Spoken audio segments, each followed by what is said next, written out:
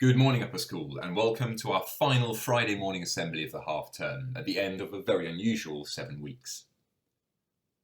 Over the last week, you all completed the first Careers and Pathways survey. Thank you for doing this and for being so honest with your answers. I've just been looking through the data and it's given us loads of valuable information, which is really going to help us to shape that careers programme over the rest of this year. One of the things that stood out to me from looking at the data was how few of you are considering taking a BTEC at the end of year 11.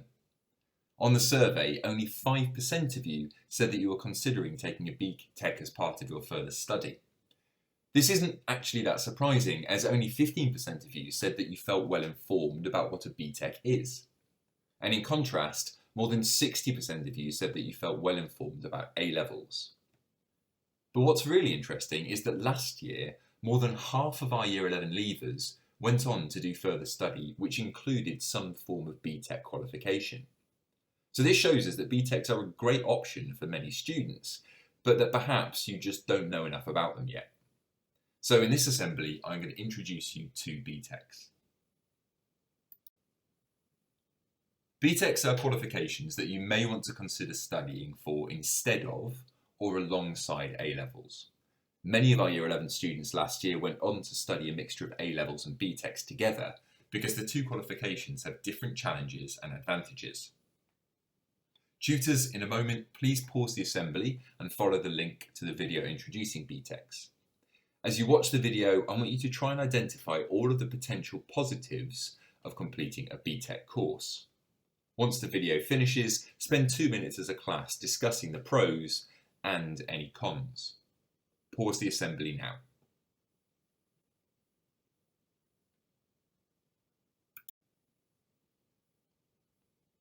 So the name BTEC stands for Business and Technology Education Council.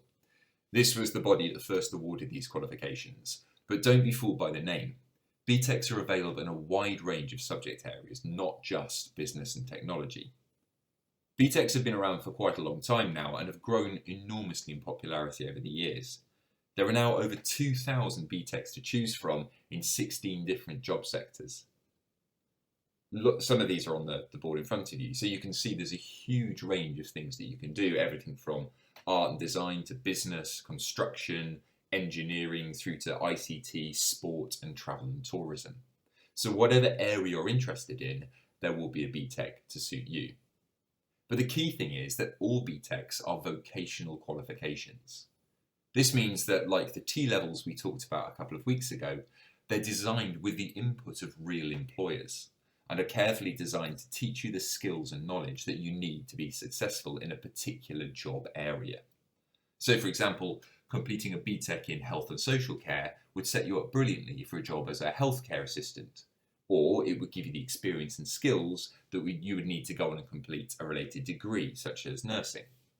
However, unlike those T-levels, you can take several BTECs in different areas. So if you like the idea of vocational qualifications, but you haven't yet quite decided which area you want to work in, BTECs will allow you to keep your options open. Now, that amount of choice might seem a little bit daunting at first, 2,000 different courses, but once you've chosen your area of interest, your tutors, the careers advisor, the colleges and myself will be able to help to find the right course for you.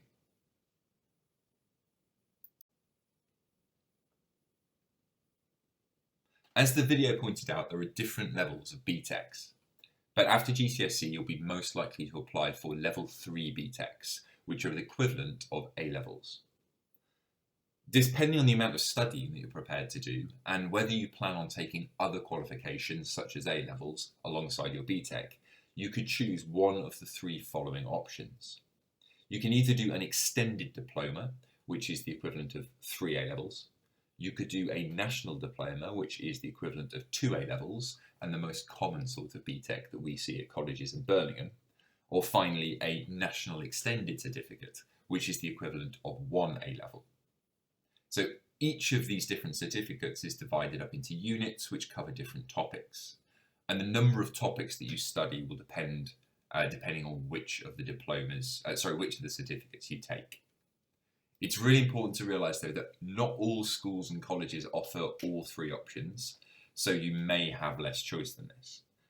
The most common ones are the extended diploma and the national diploma.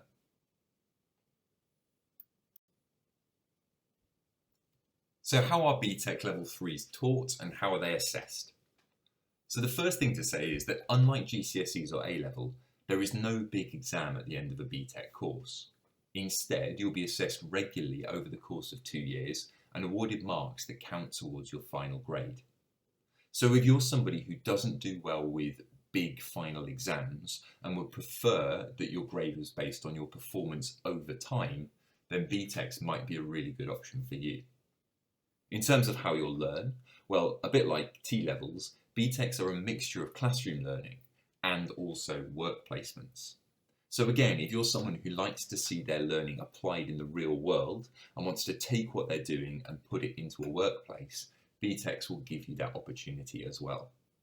And then you'll have a number of coursework assignments that combine the theory that you've learned in the classroom with all of those practical skills that you've learned on your placement.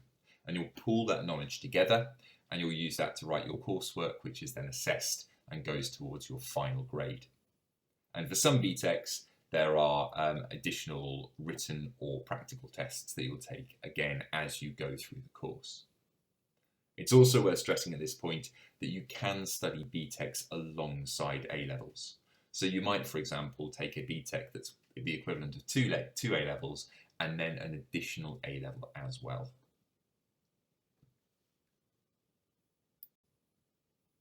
As well as providing you with the practical skills that you'll need to be really employable, BTECs are also an excellent academic option.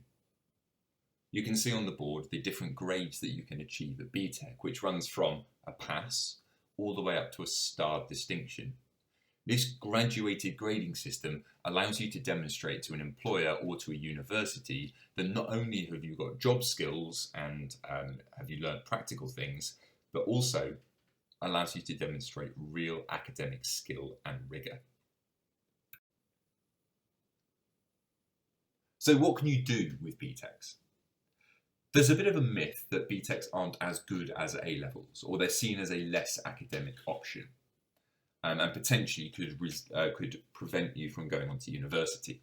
This is absolutely not the case. So along with A-levels, BTEC Nationals are the most widely recognised qualification that you can take to get you into university. So back in 2015 even, 95% of UK universities and colleges accepted students with BTEC qualifications, including top universities from the Russell Group. And again, back in 2015, over 25% of the students entering university in England did so with BTEC qualifications. And that number has increased in the last 5 years. But if you're not interested in going to university, or you don't think that that's the route for you, and you'd rather make your way into the workforce, BTECs are an excellent step up for any career.